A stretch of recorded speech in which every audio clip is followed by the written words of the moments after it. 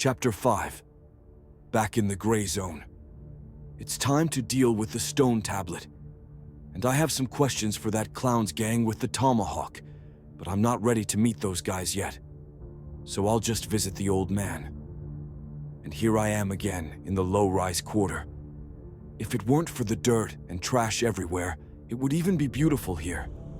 For some reason, I went to see if the gravedigger had taken his shovel. Of course, he had. The receiver was glitching again. I confirmed that the shovel was gone, but continued to stand and stare at the patch of ground where I had left it, as if I was lost in a daydream. Finally, I woke up and walked out onto the main road. Almost immediately, I noticed the same silhouette in the window on the first floor that I had seen last time. In the same second, another silhouette sharply pulled that person away, and I even heard a muffled scream. I decided the only way to make sense of what was happening was to trust my gut, to move with what pulled me in and step back from what didn't. That's how I'd always done things. Instinct over logic, one over reason. I found the entrance to the lobby of the building much further down the street. I activated the protocol 1144 and went through the door. In the gray area, my metric only unlocked certain locks. Many other options were not available. The local authorities had blocked everything they could. I walked down a long corridor towards the apartment that interested me. Ahead was a glass door, behind which a girl's figure appeared. She was running towards me. Then a man appeared. He was calmly walking down the corridor. The girl reached the glass door, stopped, covered her head with her hands, and knelt down. She didn't have a key. The man was slowly approaching her. I quickened my pace to reach the scene at the same time as him. The metric worked on this lock too. As I entered the door, the man grabbed the girl by the hair. I intercepted his hand, pressed on a pain point, and he released his grip. I hit him in the chest with the back of my hand, more of a push than a real strike. If it had been a real strike, he would have suffocated. Do I have a reason to kill him? No. Do I feel wrath? No. What will the consequences be if I let him live? He will take it out on the girl. He might even kill her.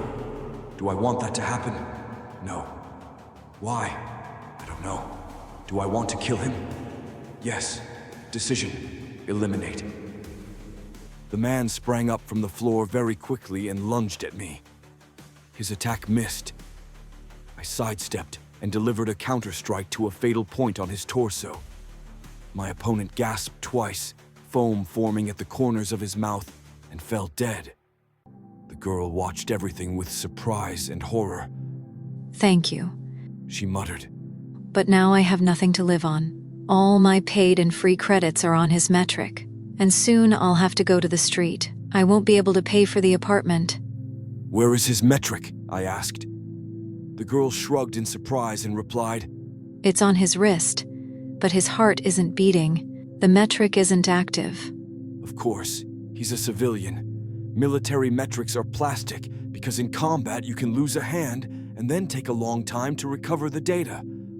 Although that's not the reason. Someone gains substantial profit from cheap plastic. And there are many militaries. But that doesn't concern me. Give me your metric, I said. The girl extended her hand with a laser tattoo of a barcode.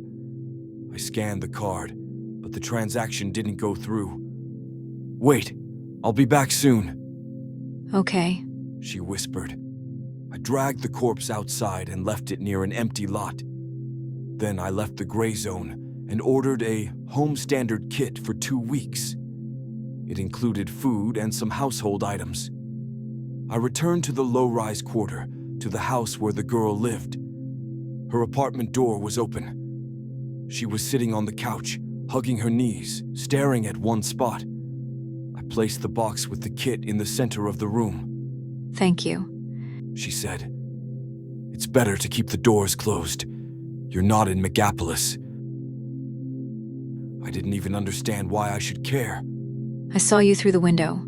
The girl replied, still looking somewhere past me. My brain glitched again. I stood there trying to remember what else I wanted to say or do. Finally, I remembered and asked her, "When do you need to pay for the apartment?" In 10 days. "We'll figure it out. I'll stop by." Okay. The girl didn't ask a single unnecessary question and didn't express any overwhelming gratitude. I felt comfortable with this. And I understood her detached state. I had seen it before, many times. "My name is Larry. If anything, you can reach me even outside the gray zone, just in case." Thank you. She replied quietly, looked at the laser barcode on her hand and said, Save the data of the last contact. The tattoo glowed green and then faded. "Bye," I said. Bye. The girl replied. Only then did I realize that something had gone wrong. This isn't why I came to the gray zone. It's late now, and the tablet will have to wait. Well, so be it.